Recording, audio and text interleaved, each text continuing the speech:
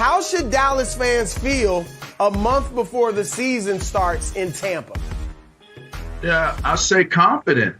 I think that personnel-wise, they've always been pretty solid personnel-wise, but they added some really nice pieces to their team. Obviously, none bigger than the addition of the linebacker out of Penn State, Mr. Stick City himself, Micah Parsons. He got a fumble recovery in the Hall of Fame game, a turnover. They added Dan Quinn on the defensive side of the ball. I think that is an amazing addition to their staff. This is Mike McCarthy's second year. Mike McCarthy historically has been known to be able to have some really great strides and great success in his second season. That's what played out in Green Bay. So to me, when I look at this team, the roster, it's still a prove it type of scenario for me, because we've seen this before from Dallas and they always seem to mess it up some way, somehow. But if I'm looking at it just purely from roster standpoint and what this could look like, I would be confident and I would be excited, Coach. Joy, Brew. Assuming that Dak Prescott is healthy, I agree with everything that you said. I love the Micah pick. I like the moves that they made this offseason. I think the offensive line is going to come back healthier. Zeke has a chip on his shoulder. Mike McCarthy in his second year. They brought in Dan Quinn. I love it. I love it. I love it. But is Dak Prescott going to be healthy? Because if he's not, really none of that matters. Their backup quarterback situation is, quite frankly, a disaster. And that's no disrespect, but they don't have a viable backup quarterback. And we have another game this season. As we know, the season has expanded to 17 games now. And Dak Prescott is not coming into the season healthy. I wasn't worried about him coming off of the ankle injury, because he said he's 100%, and they have him out there, and they said he's going to play in the preseason, and he looks good, and he's saying he's having no issues with that. But as we know, when you come off of a major injury, sometimes you overcompensate. You end up tweaking something else. Maybe he was throwing a little bit too much because he couldn't get to run around with his ankle. Who knows? But we do know he is currently injured right now. And while they're taming the fire of, is he going to be ready to the start of the season, which is a month away, I'm still concerned. It's a very long season. Dak Prescott is the engine that makes this whole team go. So while all the other pieces are exciting, I think it is the Dallas Cowboys division to win. I think that they should win multiple playoff games if Dak Prescott is healthy. I know that's a little advantageous of me, but I really like what they've done with this roster, and I think they're moving in the right direction. But Dak Prescott has to be on the field healthy for any of that to work. Yeah, I agree, Joy, that for this to work, Dak's got to be there. And I'd be concerned if I was a Cowboys fan, because as much as they're saying that the ankle's fine, it looks great, you want to see him get into some preseason action, or at least some action where he's not thinking about the injury, he's just reacting, and see how that responds. So they're not really in a position to do that because of what's now happened with his arm.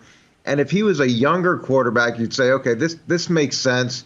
He overtrained his arm. He made a mistake by doing that. But there's nobody that's more monitored on that team and more looked after on that team than Dak. And for Dak to have an injury like this, whether it's from, I find it hard to believe it's from overuse, but whatever caused it is a real concern. And for the volume of time that he's missing, that's a concern too. Now, you're going to be cautious with this type of injury, but we're talking about significant amount of time for something that could just be an overuse injury.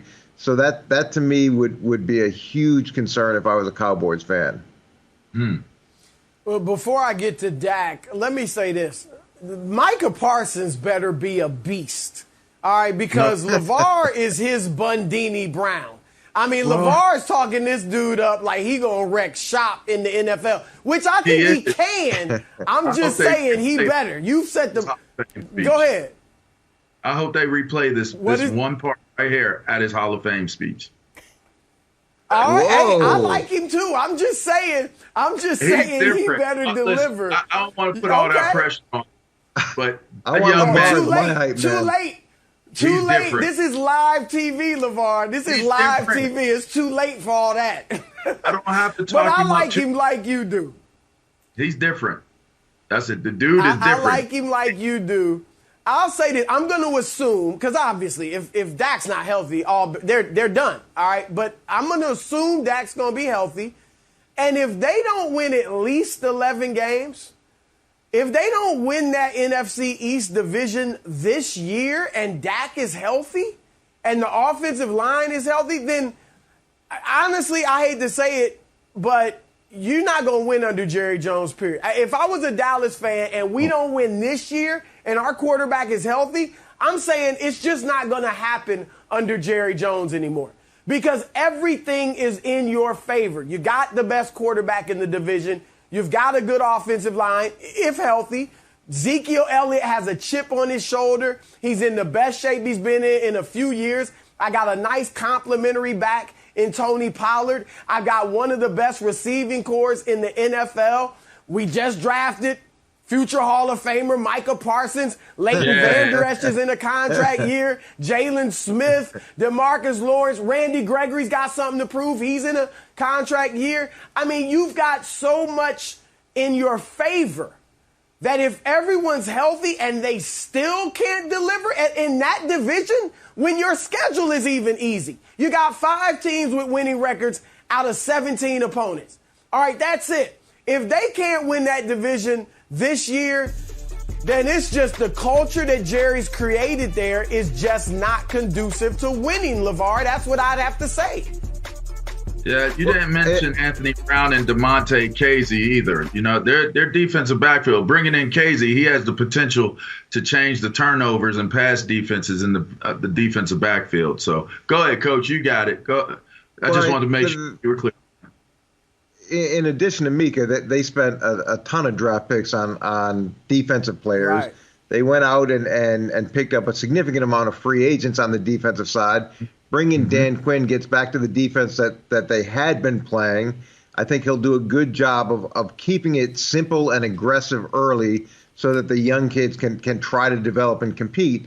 And if they get marginally better on defense early, typically young players about midway through the season, that game 8, game 9 landmark become a lot better.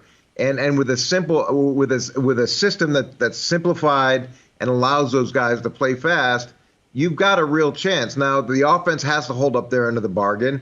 They've got tons of guys in the top end of the pay scale. And I say it all the time, to whom much is given, much is expected. They need to carry this team while that young defense develops and emerges. And if they don't early, it could implode.